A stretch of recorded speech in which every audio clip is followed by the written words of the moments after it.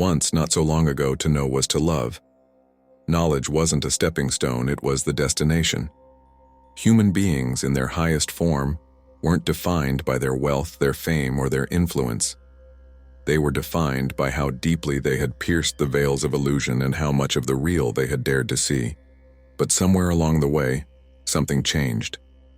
Today, we often treat knowledge not as a treasure to be discovered, but as a burden to be endured, a necessary evil to achieve some other goal, a diploma, a promotion, an approval, applause. The soul's thirst for truth has been replaced by the ego's thirst for validation. In ancient traditions, knowledge was sacred. The very word philosophy means love of wisdom. It was an inner fire that consumed ignorance, a sacred pursuit that shaped the soul. But in the modern world, knowledge has become transactional. We chase it only to conquer tests, outperform peers, and meet deadlines. We treat it like a toll we must pay on the road to success, not a path we walk in reverence. Why does this matter? Because how we relate to knowledge reflects how we relate to ourselves. If we see knowledge as a tool, we reduce ourselves to machines: input, output, result. But if we see knowledge as a mirror, then it becomes a path of becoming. It reveals who we are beneath the masks. It refines us, and it reminds us that we are not just consumers of facts, but participants in a sacred unfolding. Roger Scruton spoke of intrinsic beauty, a beauty that exists not to please, not to seduce, not to serve, but simply to be.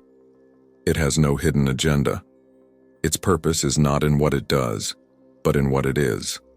And this idea extends to knowledge as well. Intrinsic knowledge here is pursued for its own sake, not for status, not for power, not even for usefulness, but because it is good. Because truth, like beauty, needs no justification. And yet, this is exactly the kind of knowledge we have learned to despise. It's too abstract, too slow, too demanding. We want shortcuts, summaries, and surface-level facts. We want the results without the reflection, and in doing so, we forget what it means to know deeply. Real knowledge demands something from us. It confronts us, it humbles us. It asks us to let go of opinions we once clung to unlearn what made us feel safe. And that's uncomfortable, because true knowledge doesn't just inform, it transforms. And transformation is not easy. When knowledge becomes a burden rather than a calling, we begin to hollow out the soul of education. We lose the joy of discovery. We lose the reverence for mystery. And we become estranged from our own potential. We may pass the test but fail at life. But there is another way, one that the mystics, philosophers, and sages of every age have whispered about. One that begins not with ambition, but with awe. Not with the need to dominate the world, but with the desire to understand our place within it. In this ancient view, knowledge is a form of intimacy with existence. To know something is to enter into relationship with it, to trace its patterns, to see its essence, to respect its wholeness. Whether it's a star, a plant, a number, or a poem, every fragment of knowledge is a window into the infinite. And the more we know, the more we are known, by life itself. This is why real knowledge requires silence, stillness, presence. It cannot be rushed. It resists being packaged into bullet points. It is not something you conquer, but something you surrender to. And in this surrender, something sacred happens. We begin to remember who we are. There's a quiet rebellion in choosing to learn for the sake of the soul. It is a rebellion against a world that wants efficiency over depth, a world that prefers measurable output over immeasurable wonder, a world that rewards memorization but fears contemplation. When we reclaim knowledge as sacred, we reclaim ourselves as sacred. We no longer see learning as a ladder to climb, but as a labyrinth to explore. And in this labyrinth, every turn reveals something not only about the world, but about the soul that seeks it. Plato believed that all learning is remembering, that the soul already knows the truth, and learning is simply the process of awakening it. This idea, echoed in Eastern traditions like Vedanta and Buddhism, suggests that knowledge is not acquired, but unveiled. We do not fill ourselves with truth. We excavate it from within. And this is what modern education has forgotten. In trying to prepare us for the world, it has taught us to forget ourselves. It has trained us to accumulate information, but not to integrate wisdom, to memorize but not to contemplate, to argue but not to understand. But if we return to the essence of knowing, to the love of truth for its own sake, we become something else entirely. We become pilgrims of wisdom. We begin to see the world not as a collection of data points but as a living scripture, full of symbols, signs, and secrets waiting to be revealed. And in that shift, knowledge ceases to be a means to an end.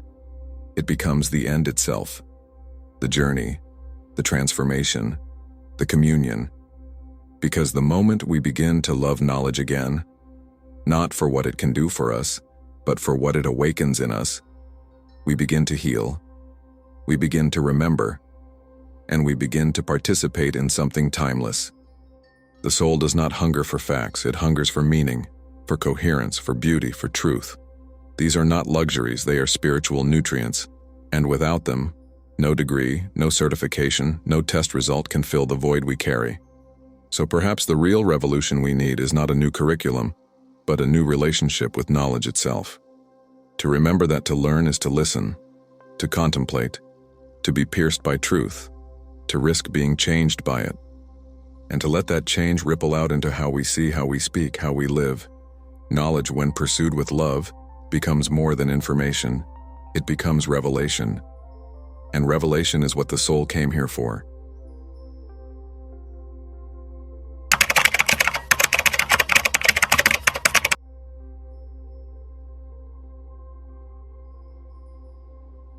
What if beauty was not a strategy but a presence, not a tool but a truth?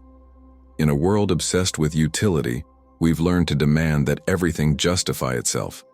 We ask, what is it for? What do I gain from it? How does it benefit me? This logic has seeped into every corner of modern life, our relationships, our careers, our time, even our own bodies. And beauty, once held as something sacred, has not been spared. It too has been conscripted into the service of utility. We now treat beauty as a means, an advertisement, a seduction, a distraction, a product. Its worth is often measured in how much attention it attracts, how many likes it receives, how marketable it becomes. But true beauty, the kind that silences the mind and stirs the soul, refuses to play this game. True beauty does not ask to be useful. It simply is. And in its presence, something ancient within us awakens. This is the essence of intrinsic beauty. Beauty that exists for its own sake. Not because it performs a function or provokes a desire, but because it carries the mark of the real. It does not entertain, it elevates. It does not flatter, it reveals. Roger Scruton reminded us that beauty is not a luxury. It is not the cherry on top of life. It is the pulse beneath it.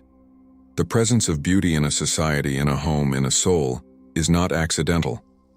It is a sign of alignment. When we surround ourselves with beauty that needs no justification, we are reminded that life itself too needs no justification. And yet, we resist it. Because beauty, real beauty, is demanding. It requires that we slow down, that we pay attention, that we feel. And for many, this is terrifying. Because in beauty's presence we are seen, not as roles or profiles, but as souls.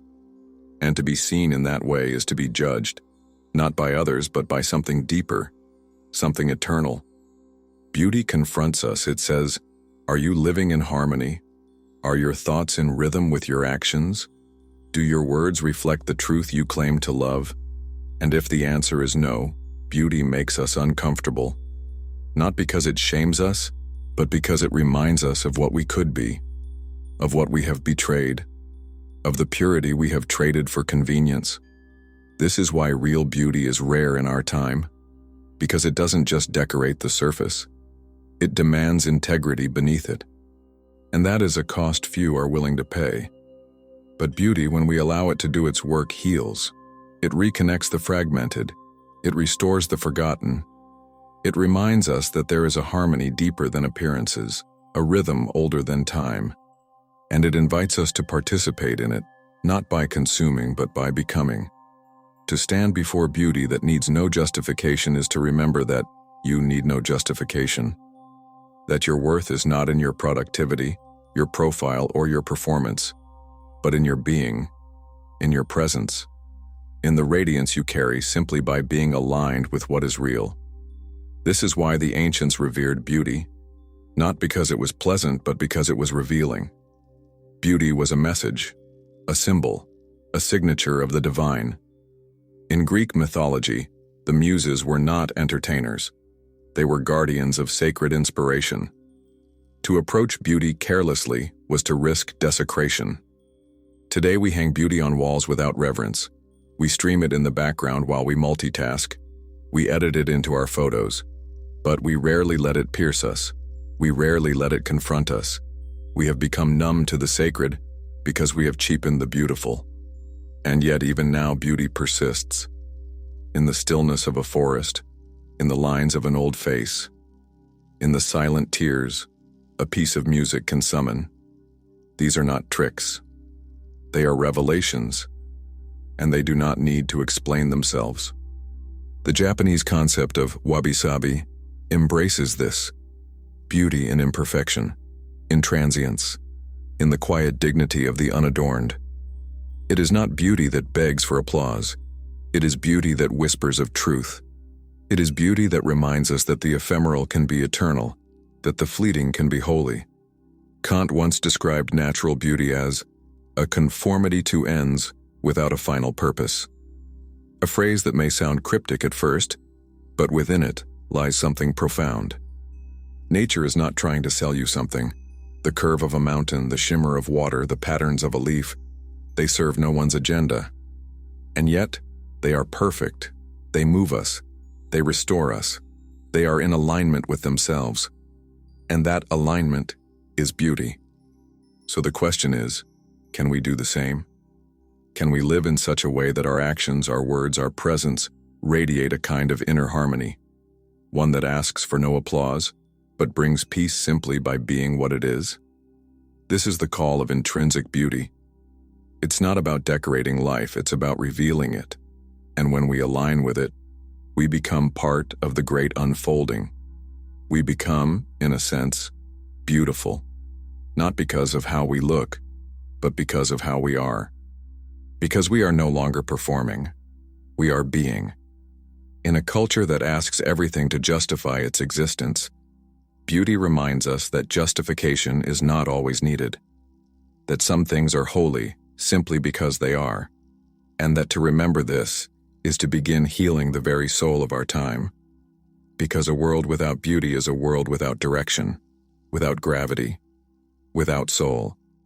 But a world that honors beauty, not as decoration but as revelation, begins to reweave the sacred into the fabric of the ordinary. It makes us remember that the universe is not machinery, it is music, not a factory, but a temple, and that we too are instruments in that great symphony, not for profit, not for perfection, but for presence, for reverence, for being what we truly are, beautiful.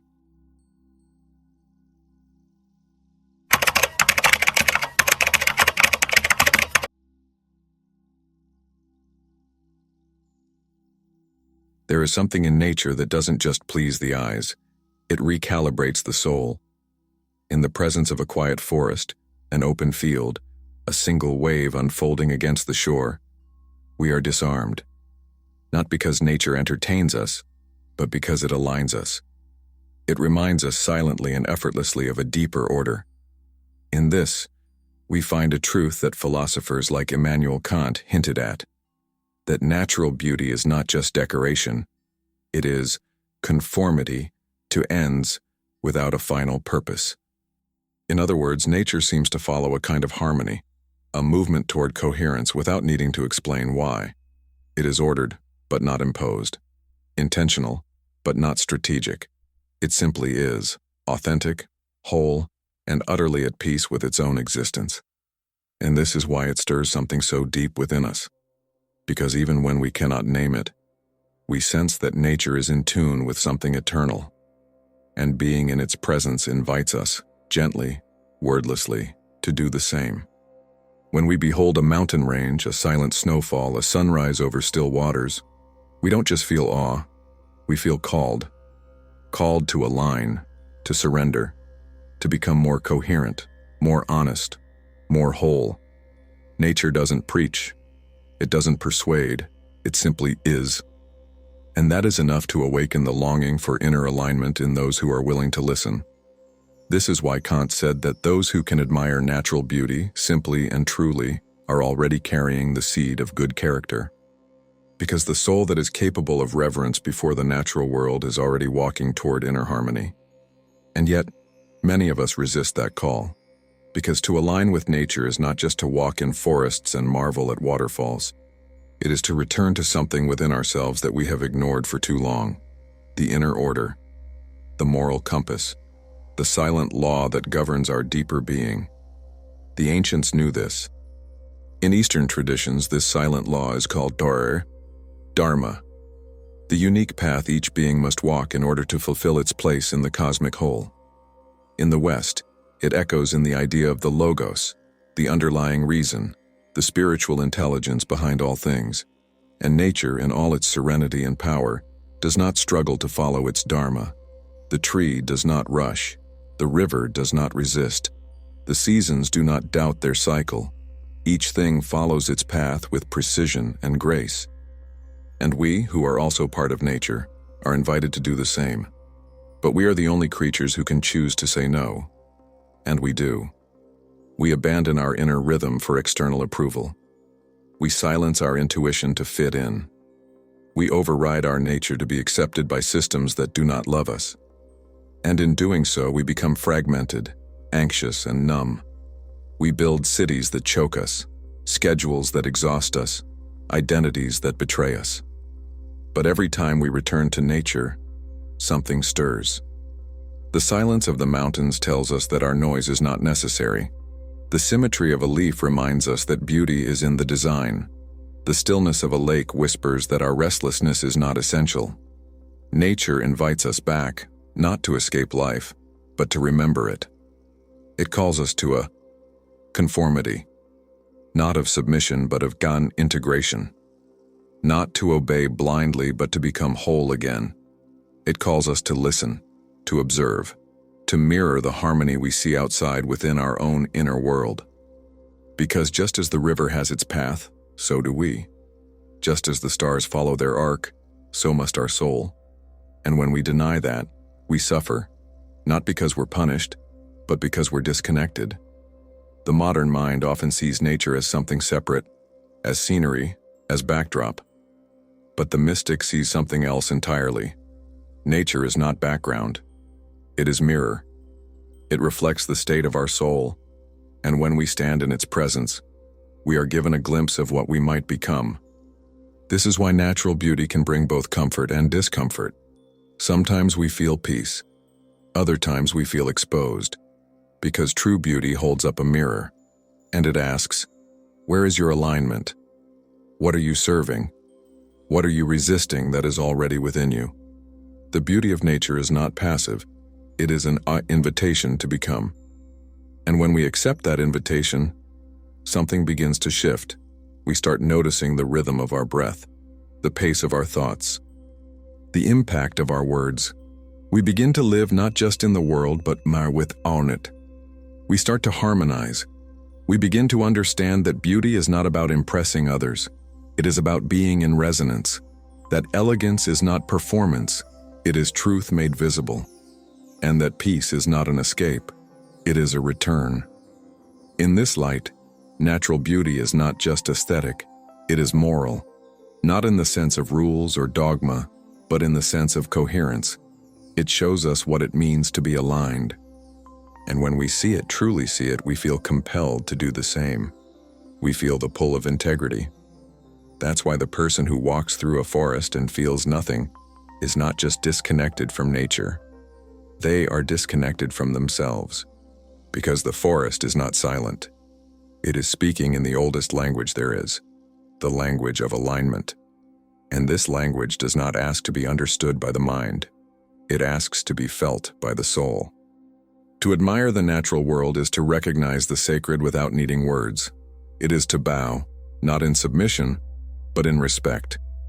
It is to say, I see, I remember, I belong. This is your call to conformity, that nature extends, not to copy, but to align, not to lose the self, but to find the self. And when we follow this call, not with fear, but with openness, we begin to experience something extraordinary. We realize that just as the flower does not struggle to bloom, we do not need to struggle to be ourselves. That just as the stars shine without asking permission, we too can live in the fullness of our essence. Not to impress, not to dominate, but to harmonize, to be as we were meant to be. And that is the deepest beauty of all.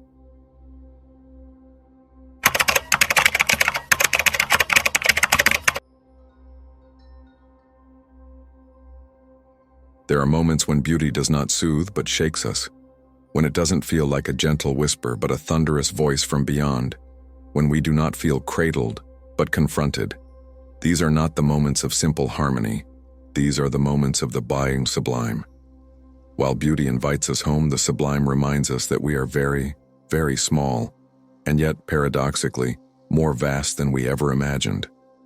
Imagine standing before a storm rolling over the sea, hearing the sky break open with thunder, or standing at the edge of a canyon so deep it swallows your breath, or watching lightning tear across the sky like a cosmic artery flashing open.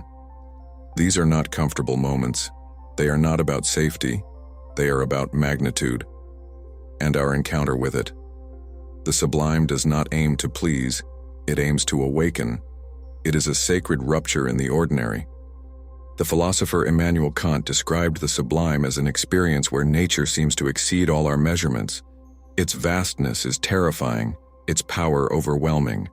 And yet, rather than diminishing us, the sublime elevates us. Because even as we feel physically small, something within us, something unshakable, stands up and says, I am not afraid. In that moment, we are reminded of our dignity. Not the dignity of pride or ego, but the deeper dignity of being a moral being, a conscious soul, capable of recognizing law, meaning, and sacredness, even in the face of annihilation. The mountain can crush us. The storm can consume us. The ocean can swallow us whole. And still, there is something within us that cannot be corrupted. That is the power of the sublime. It does not coddle, it confronts. And in doing so, it calls us to a deeper kind of strength. This is not a strength of dominance or control. It is the strength of alignment one with our moral essence. When we stand before the sublime and remain upright, not in body, but in being, we are participating in one of the most sacred experiences available to the human soul. The sublime strips us of illusion. It reveals the limits of our ego, the fragility of our bodies, the irrelevance of our possessions. But it also reveals something else, that we are not just bodies, that we are not the sum of what we own, achieve, or appear to be, that within us is something that echoes the vastness we see. This is why so many spiritual traditions used encounters with nature as rites of passage.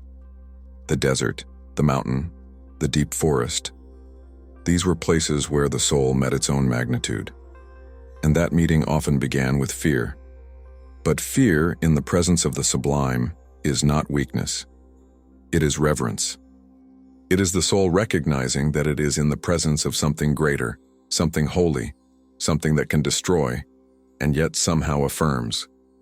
To stand before the sublime is to stand before the threshold of transcendence. And here's the mystery. The same experience that reminds us of our smallness also reminds us of our place in the grand design. We are not the center, but we are not accidents either. We are participants in something majestic and meaningful. That realization is not just philosophical, it is spiritual. When you feel the cold wind against your skin at the edge of a cliff, or stare up at a sky so full of stars it breaks your heart, something ancient awakens. A voice older than memory says, "You are not alone. You are not lost. You are not meaningless. You are part of the sacred."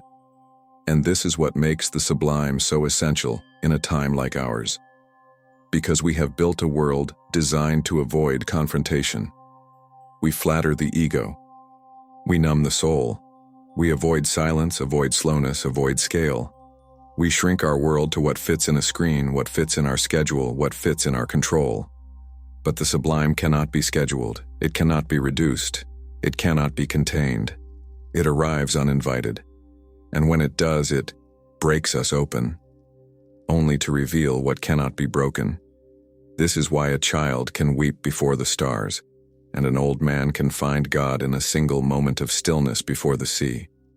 Not because these things are new, but because they touch what is most ancient within us. And that is what we have forgotten. The modern mind often thinks that to be small is to be weak. But this is a lie.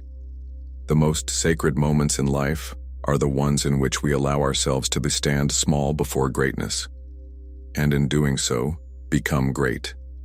Great not in dominance, but in dignity. The dignity of knowing that your value does not depend on scale. That even though you are dust that can speak, love, mourn, imagine, and choose. This kind of greatness cannot be bought. It cannot be earned through applause.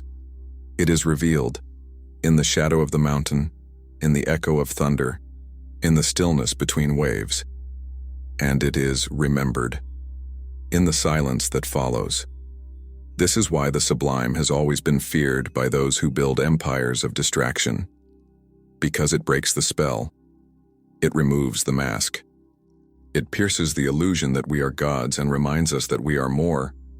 We are souls. When the sublime enters a moment, it makes everything ordinary feel hollow. And in that emptiness, the soul is drawn upward, not to escape life, but to meet it, to finally confront the question, who am I, when there is no one left to impress? And in that space, the answer begins to form, not in words, but in a kind of knowing. A knowing that your life, though small, is meaningful. That your presence, though brief, is sacred. That your soul, though invisible, is indestructible. And when you walk away from the sublime, you are never quite the same. The world looks different. Your problems shrink. Your breath deepens, and something lingers. A silence, a strength, a seed. Because the sublime does not just confront, it plants. It plants in us the memory of what we are, what we belong to, and what we are capable of becoming. And that memory, if tended with reverence, becomes the guiding star of a life lived in truth. A life no longer afraid to stand small before greatness, because it knows that greatness lives within too.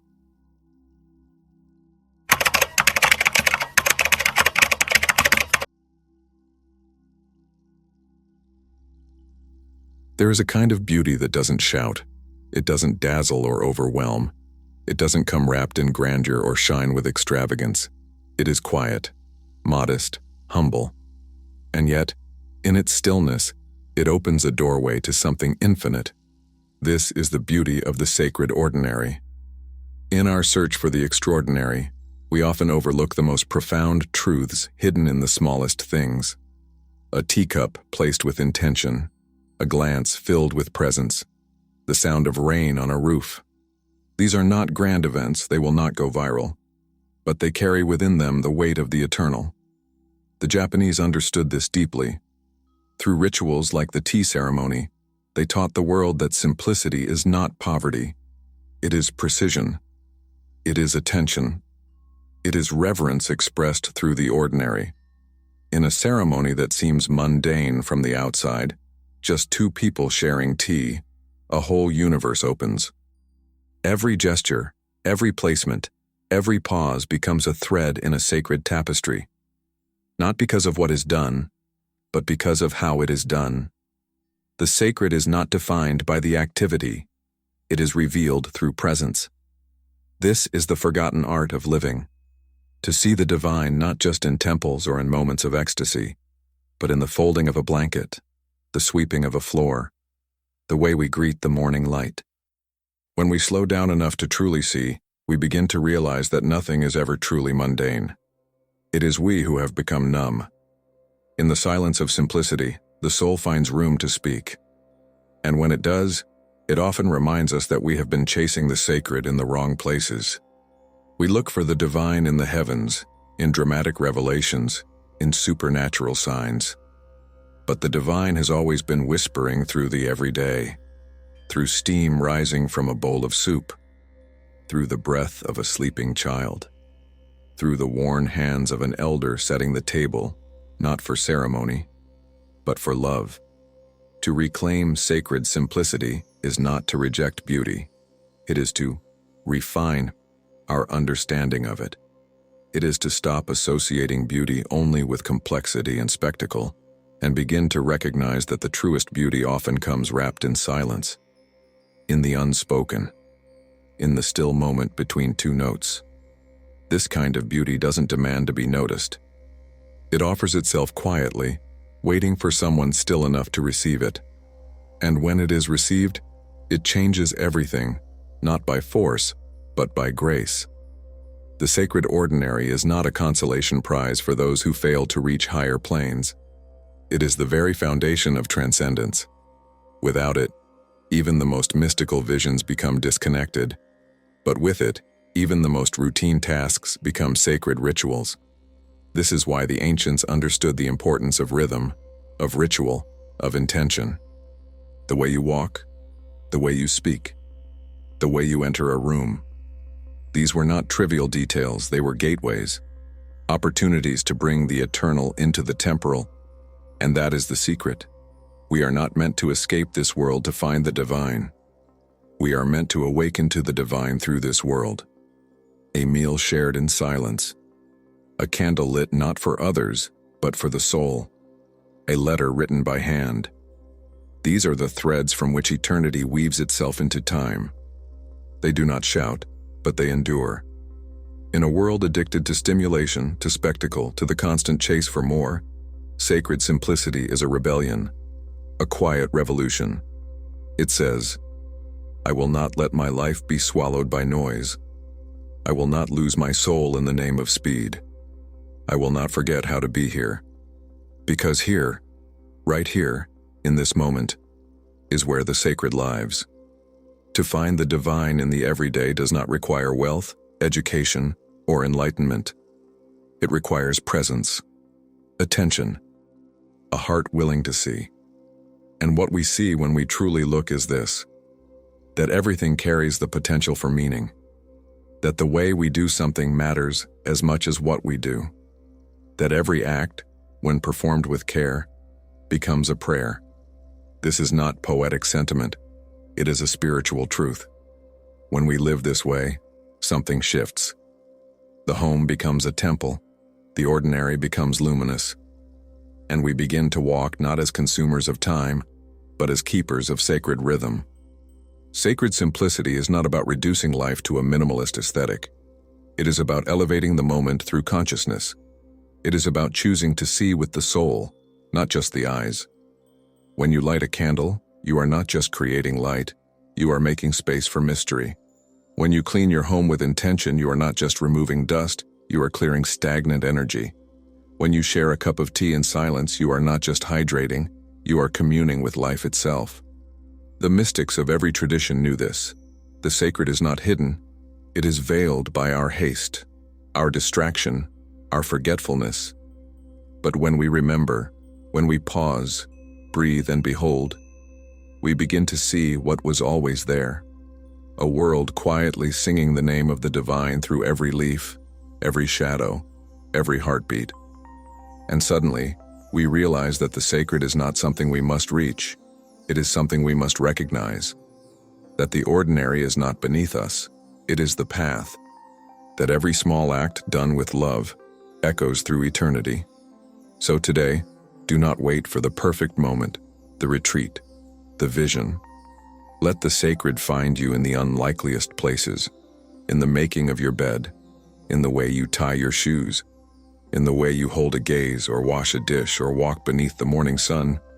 Because when you bring reverence to the present moment, the divine reveals itself, not in thunder, not in fire, but in silence, in simplicity, in you.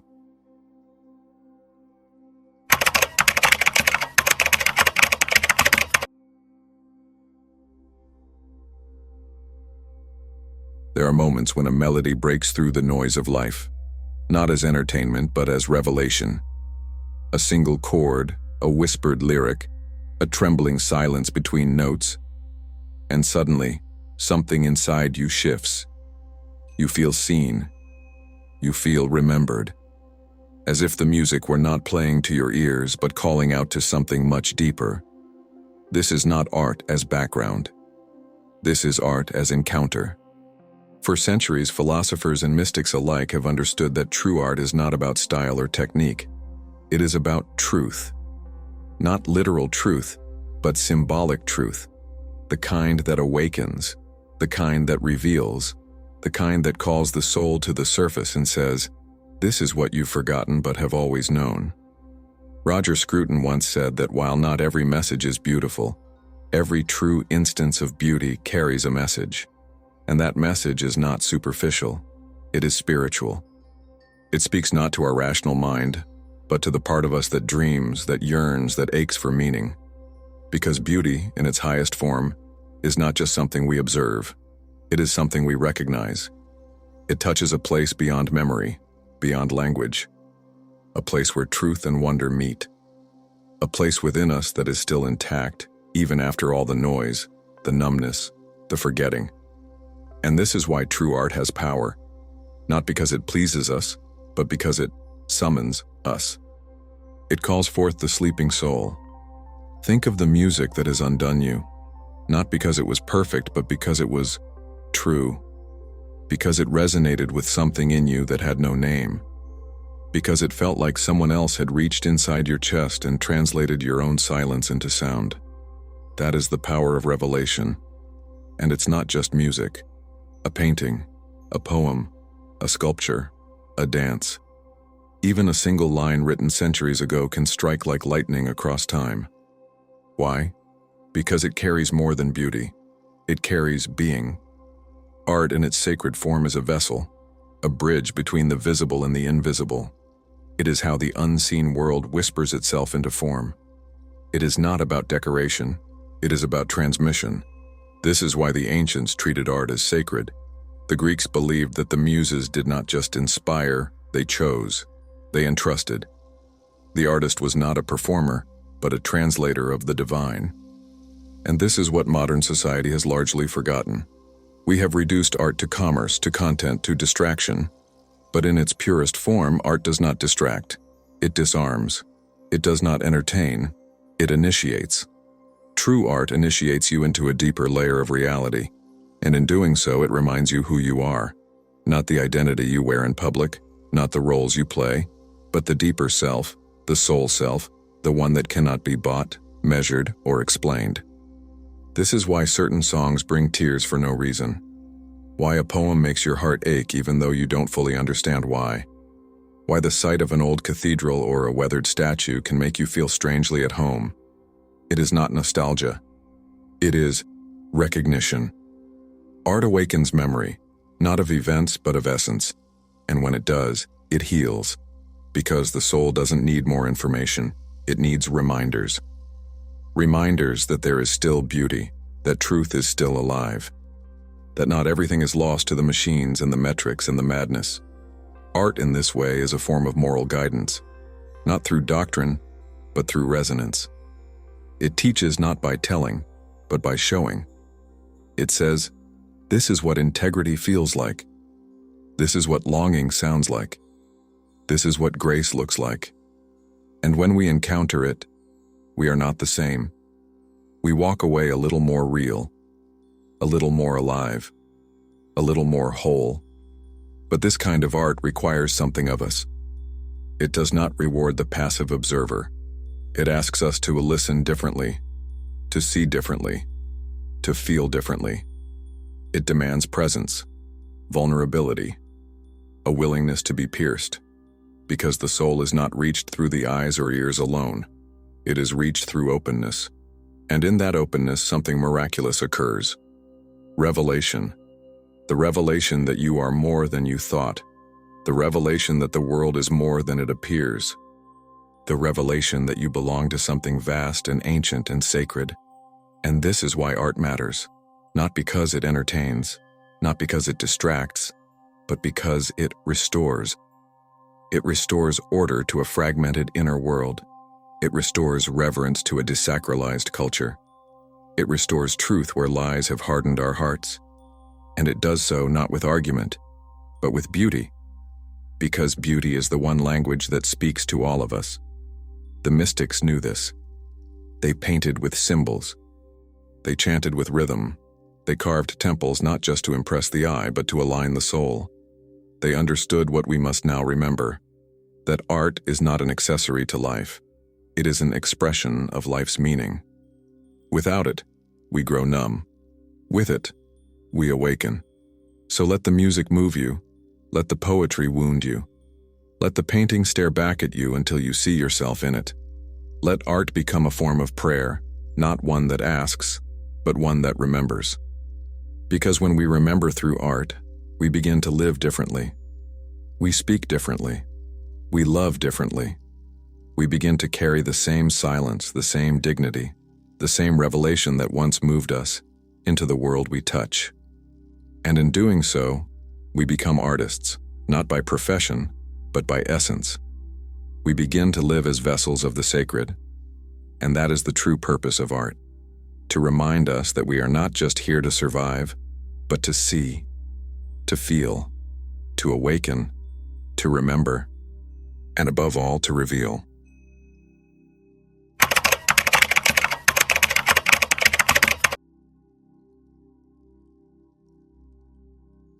There is a quiet thread that runs through all great art, not always visible but always present.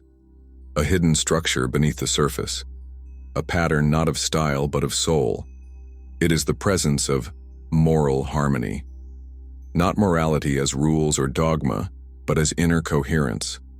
A resonance between what is felt and what is expressed, between what is created and what is true. In this sense, morality is not imposed from the outside. It emanates from within, and when it is present, we feel it. Not with our minds, but with something deeper. We may not be able to explain it, but we recognize it.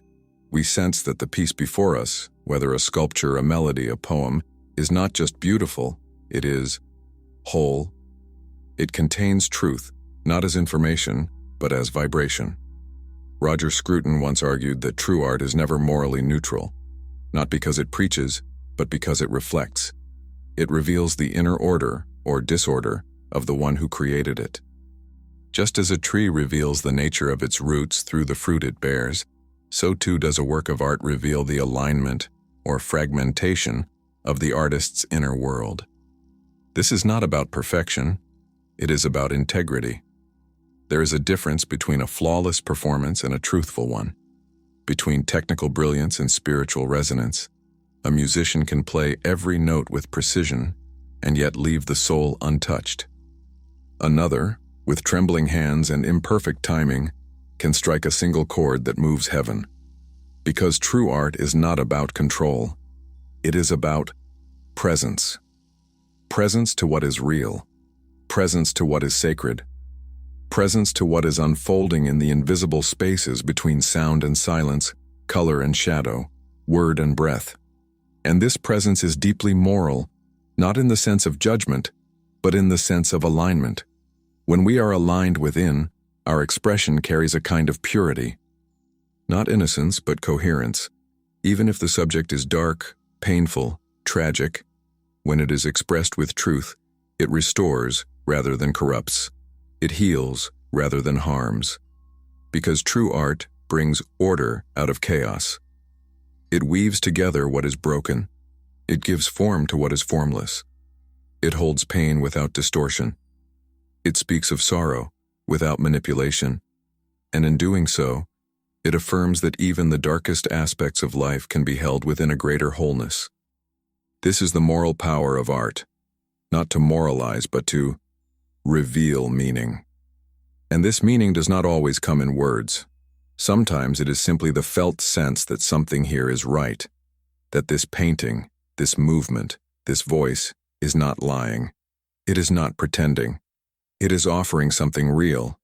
And in a world drowning in artificiality, this is revolutionary. Because we have learned to distrust beauty, to believe it is naive. That truth must always be raw, fragmented, exposed. That only what is broken is honest. But this is a half-truth, because true beauty does not deny brokenness. It redeems. It does not turn away from pain. It gives it form, context, dignity. And in doing so, it restores our sense that life, even in its messiness, still holds meaning, still moves toward harmony. This is why the greatest works of art do not just inspire, they refine, they elevate, they cultivate in us a deeper sensitivity, not only to aesthetics, but to ethics. They make us more attentive, more compassionate, more human, because in their presence we remember what it means to be whole. Plato understood this when he wrote that the right kind of music, the right kind of stories, shape the soul. That art, when infused with order and beauty, prepares the citizen not just for society but for virtue, not because it teaches doctrine but because it awakens discernment. It creates within us a standard, a pattern, that we begin to recognize not only in art, but in life. This is the essence of moral harmony, and when we lose this, when we sever beauty from truth, we fall into confusion. We begin to celebrate chaos for its own sake. We confuse shock with depth. We mistake distortion for originality. And in doing so, we numb the very faculties that connect us to what is most sacred. This is why Scruton lamented the loss of aesthetic education, not as a luxury but as a necessity. Because when we lose our ability to discern the moral fabric of beauty, we lose our compass. We drift. We no longer know what to trust. And in the vacuum, we are pulled toward noise, spectacle, and alienation. But it is not too late. Because moral harmony is not something we must create. It is something we must remember. It is already woven into the fabric of the soul. It only waits to be awakened. And art, in its highest form, is the awakening. A painting that calms the breath. A sonata that softens the heart. A film that helps you weep for what you could not name. These are not distractions. They are recalibrations. They remind the body how to breathe in rhythm. They remind the heart how to feel without fear. They remind the soul how to remember its own truth. And when we live from this place, we become artists, not by profession, but by being. We begin to shape our lives with the same intention, the same coherence, the same reverence we once saw on canvas or heard in song. Our choices become brushstrokes. Our words become melodies. Our presence becomes a sculpture of integrity. This is what it means to live with moral harmony, not to be perfect, but to be true. To allow our inner world to align with the outer. To allow our actions to reflect our essence. To allow our lives to become art, not for display, but for offering. And this offering, however small, becomes part of the great symphony of the world. It becomes a thread of coherence in a fabric of noise, a light in a fog of confusion, a reminder that truth still lives, not as dogma, not as performance, but as resonance. So let us create, let us live, let us speak and build and dance and write, not to impress, but to reveal, to bring what is real into form, to carry the sacred through the everyday, to become vessels of moral harmony. And through us, let beauty begin to heal the world again.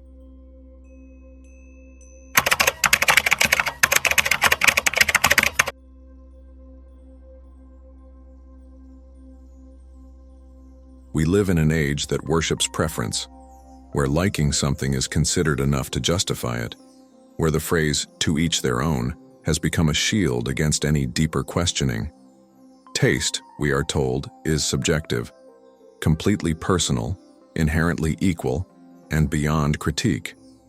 But what if that's not entirely true? What if some tastes bring us closer to truth and others take us further away? What if taste, like character, could be cultivated or corrupted? This is not a popular idea in a culture of instant gratification. It challenges the notion that all pleasures are equal, that all choices are valid just because they feel good. But when we look deeply into the nature of beauty, art, and the soul's journey, a different truth begins to emerge. Taste is not just a reflection of preference, it is a reflection of perception. And perception can be trained.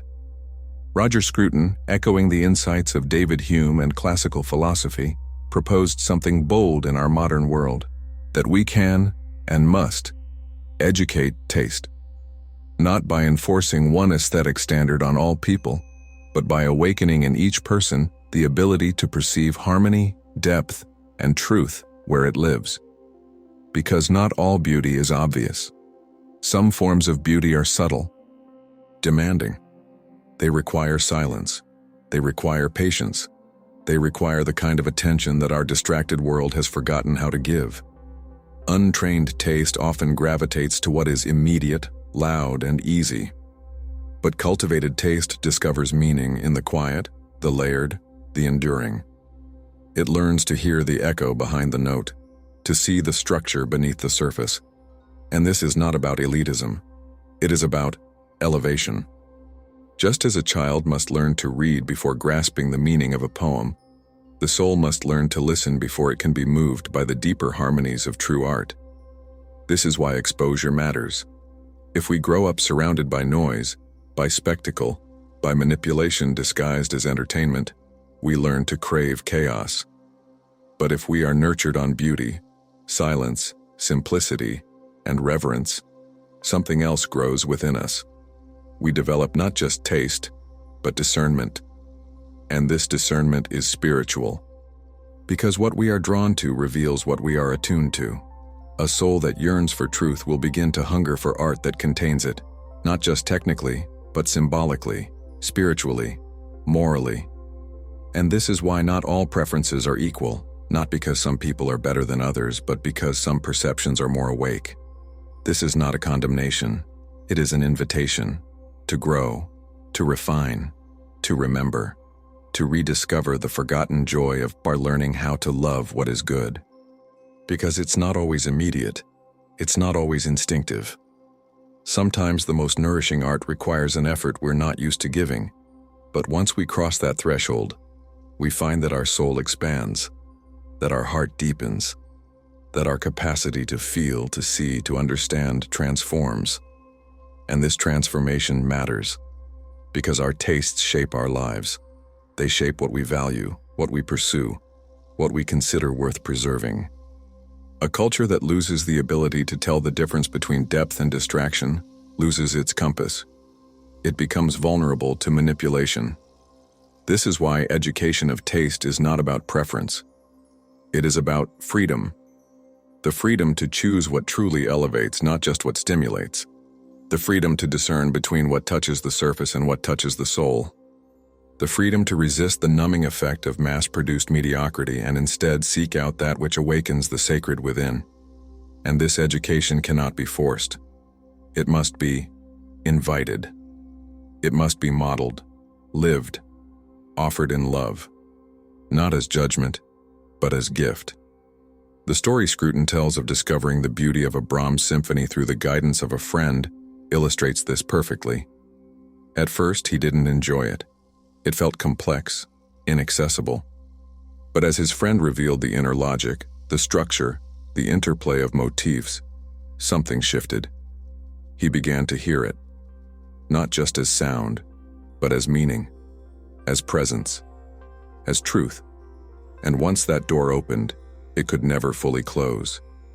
This is how taste evolves, not through shame, but through illumination. Someone shows us what we could not see. A teacher, a friend, a moment, a silence. And suddenly something awakens. We begin to crave the higher. We begin to tire of the hollow. We begin to hunger for what nourishes. This is the sign of an awakened soul. And from that moment on, we are changed. We no longer ask, "Do I like this?" But "Does this resonate with what is deepest in me?" That simple shift reframes everything. Because now, taste is no longer about opinion. It is about alignment. With beauty, with truth, with harmony. And when enough people begin to live this way, a culture changes. It remembers. It heals. It reclaims the sacred dimension of art, not as propaganda, not as elitism, but as the living mirror of the human soul. This is why educating taste is not a luxury. It is a necessity, especially in a time like ours, when the soul is starving and the spirit is drowned in noise. So the next time you feel drawn to something, ask yourself, what part of me is being fed by this? Is it my distraction or my depth, my numbness or my sensitivity, my fear or my wonder? And if you don't yet love what is beautiful, don't despair. Taste can be cultivated, beauty can be learned, and in learning it you will begin to remember the truth of who you are, not just as a consumer of images but as a bearer of light, not just as someone with preferences but as someone with perception, not just as someone passing through the world, but as someone capable of shaping it, with reverence, with love, and with art.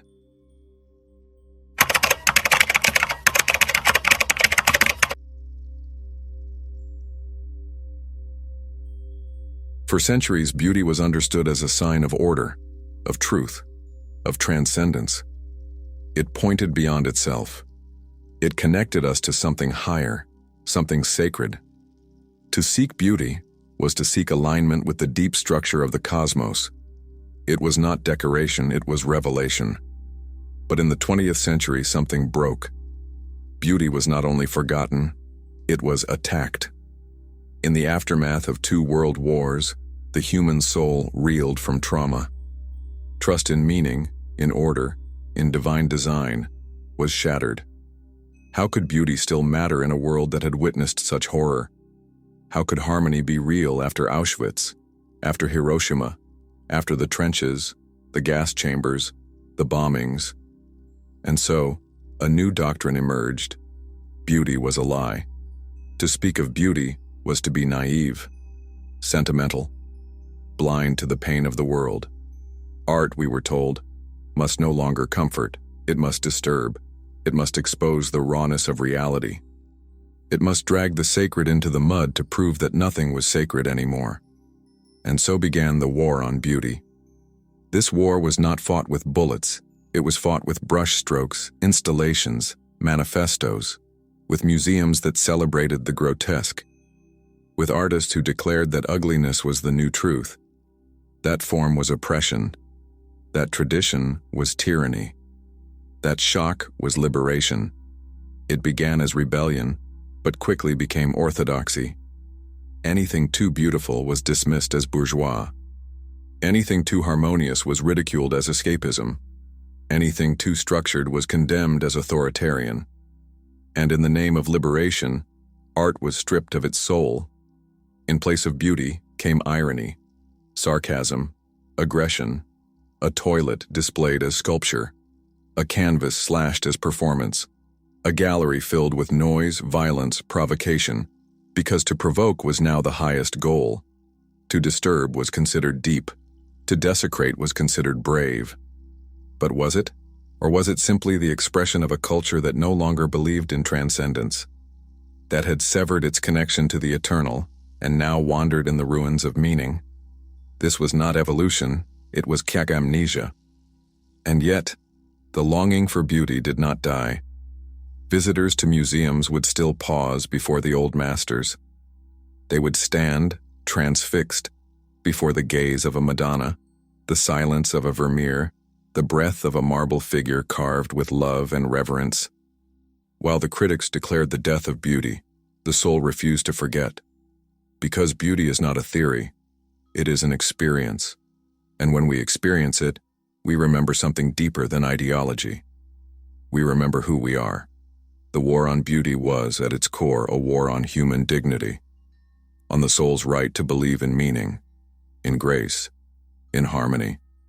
It was a rebellion not against oppression, but against order itself. Roger Scruton spoke of this with rare clarity. He called out the deliberate ugliness of modern culture, not as accident, but as strategy. A strategy to numb, to disorient, to deconstruct. But what begins as deconstruction often ends as destruction. When beauty is no longer trusted, we lose the very compass that orients us toward truth. Because beauty doesn't lie, it doesn't flatter. It simply is Maois, and that is its power. It confronts us with what is higher. It says, "You are more than your wounds. You are more than your rage. You are more than your ideologies. There is something in you that longs for wholeness, for stillness, for silence, for awe." But the war on beauty silences that voice. It replaces reverence with rebellion, harmony with fragmentation, contemplation with spectacle. It teaches us to scorn the sacred, to laugh at grace, to label simplicity as primitive and awe as weakness. But in doing so, it creates a culture of spiritual exhaustion. Because the soul cannot live on irony. It cannot thrive in sarcasm. It cannot be nourished by noise. And so, beneath the surface of modernity, a quiet hunger grows, a hunger for beauty that heals.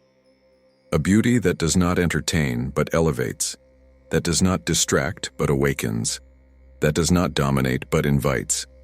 And this hunger is not nostalgia. It is under remembrance. It is the soul remembering what it was made for. Even now, in a world that often mocks beauty, there are those who are drawn to the light, who stand before a piece of art, a piece of music, a sacred silence, and feel tears they can't explain, who hear a single note, a single voice, and feel something crack open. That is beauty breaking through the ruins, and it will not be silenced, because no matter how fierce the war, the soul remembers. It remembers the curves of harmony, the stillness of form, the dignity of proportion, the hush of reverence, and in remembering, it begins to rise again, not with violence, not with rage, but with gentleness, with truth, with presence. The war on beauty may continue, but beauty does not fight back with destruction. It simply waits. It remains. It whispers. It stands in the doorway like light at dawn, offering itself once more. Because beauty is not fragile. It is eternal. And no matter how far we stray, it will always be waiting for us to come home.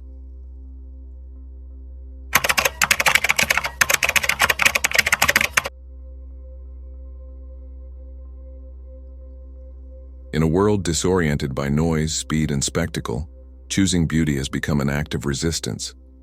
Not a passive preference, but a sacred stand. A refusal to let the soul be flattened by cynicism, commodification, and the endless churn of distraction. Because beauty, true beauty, still matters, more than ever. To affirm beauty today is not to deny suffering. It is to believe that even in suffering, meaning is possible. That even in chaos, form can emerge. That even in darkness there is light worth reaching toward. Beauty is not escapism. It is remembrance. A remembering of what it feels like to be whole. A remembering of the deeper rhythm that moves beneath appearances. A remembering of the sacred thread that runs through all life, connecting the finite to the infinite, the broken to the eternal. When we choose beauty, we are not decorating reality. We are redeeming it. This is not sentimentality. It is sacred work. Because to live with beauty is to live in relationship with the divine. It is to say, in the midst of decay, I still see order. I still hear harmony. I still feel wonder. This is the essence of sacred resistance. In a culture that numbs, you stay awake. In a world that mocks reverence, you bow anyway. In a time that exalts transgression, you choose grace. And this choice, the choice to uphold beauty as a value, a guide, a way of being, is not weakness. It is courage. It is soul. Because beauty asks something of us. It is not convenient. It is not always easy. It slows us down. It strips our distractions. It calls us to be present. And in that presence, we are changed. We become more sensitive, more tender, more open to mystery. And that openness is dangerous to everything that feeds on numbness. This is why beauty has been marginalized, ridiculed, even attacked in the modern world. Because it cannot be controlled. It cannot be monetized as efficiently. It does not obey trends. It does not serve ideologies. It serves only truth. And truth, as we know, has consequences. To encounter real beauty is to be reminded of what we've lost, of what we've silenced, of the parts of ourselves that still long for purity, for stillness, for wonder. And that reminder stings because it means we are not as satisfied as we pretend, that we are still aching, still yearning. But that ache is holy. It is the sign that the soul is still alive. And when we follow that ache, when we let it guide us toward the beautiful, we begin to recover not only a sense of aesthetics, but a sense of ethics. Because beauty and morality are not separate. As Plato knew, and as the mystics have always whispered, what we love shapes who we become. If we love what is cheap, we become hollow. If we love what is violent, we become numb. But if we love what is beautiful, truly, deeply, patiently, we become true. This is the alchemy of beauty. It transforms us not through argument but through attraction, not by force but by resonance. It shows us what we could be, whole, radiant, at peace, and invites us to become that. And every time we say yes to that invitation, we participate in healing the world. We do not need grand revolutions. We need souls who carry light. A well-tended garden, a piece of music played with devotion, a gesture of elegance in a harsh place, a home made with care, a gaze held with reverence. These are not small things, they are acts of sacred resistance. They are how the soul fights back, not with violence, but with form. Because form matters. The shape we give to things, our words, our spaces, our rituals, shapes the world. And when we shape the world with beauty, we restore trust in its meaning. We remind others, silently, that life is worth honoring, and this remembrance is contagious. In the quiet of a gallery, someone meets their own soul for the first time in years. In the hush after a song, someone remembers how to cry. In the glow of a candle, someone feels, if only for a moment, that they belong. Beauty does that. It creates space for the sacred to re-enter. And it asks nothing in return, except that we see, that we open our eyes, our ears, our hearts, that we slow down enough to feel again, to remember again, to become, once more, human. This is why beauty still matters, because without it, we forget who we are. We become efficient, but not alive. Productive, but not whole. Entertained, but not awakened. But when we return to beauty, we return to the high soul of things. And in doing so, we begin to weave a new world, not from power, but from presence. Not from ideology, but from love. Not from spectacle, but from silence. And that silence speaks. It says, there is still time, there is still meaning, there is still music beneath the noise. Listen, look, remember, create.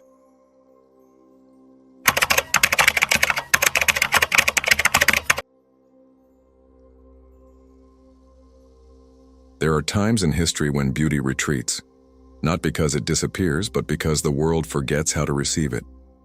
In the noise of progress, the fever of utility, and the intoxication of spectacle, we lose sight of what once held us together, not through force but through form, through stillness, through the quiet call of what is simply, unshakably beautiful. And yet, beauty never truly leaves. It waits, beneath the surface, in the silence between our questions, in the breath we forget to take, in the curve of a leaf, the tremble of a cello string, the gaze of a stranger who sees us before we speak. It waits for the soul to remember, because no matter how far we wander, the soul does not forget what it was made for. We may forget our names, our rituals, our sacred songs.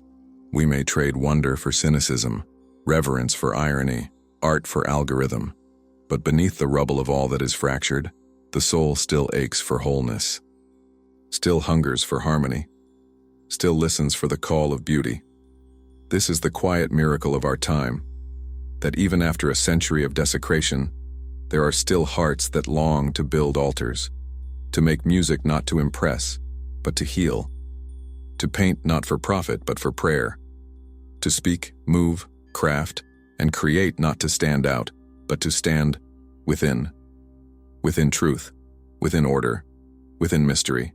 To reclaim beauty is to reclaim the thread, the golden thread that ties meaning to matter, that ties the visible to the invisible. That reminds us that everything we do, the way we walk, speak, give, build, is a kind of sculpture, a kind of song, a kind of offering. This is not a luxury. It is a necessity, because without beauty, the soul cannot breathe. And when the soul cannot breathe, the world begins to suffocate. But when we open the door to beauty, when we let it in, not as an accessory, but as a guide, something shifts. We begin to see differently, speak differently. We begin to live as if every gesture matters, as if every space can hold the sacred, as if every moment, no matter how small, can shine with eternity. This is how the world begins to heal, not through revolutions of noise, but through revolutions of stillness, through lives lived in resonance, through ordinary people doing ordinary things with extraordinary presence, a table set with care, a song played with love, a garden planted with devotion, a sentence written with truth. These are not minor acts. They are seeds of a different future, and the soil they need is reverence. Reverence for form, reverence for silence, reverence for the mystery that breathes through all things. Because beauty is not an escape. It is a path, a bridge, a compass. It does not numb us, it awakens us. It does not sedate us, it summons us to see again, to feel again, to remember again, and to live, not in reaction, but in creation. So the invitation is simple. Wherever you are, begin. Begin by noticing the light on the wall, the silence between words, the way music lingers after the sound is gone. Begin by honoring the objects in your home, the words you choose, the spaces you inhabit.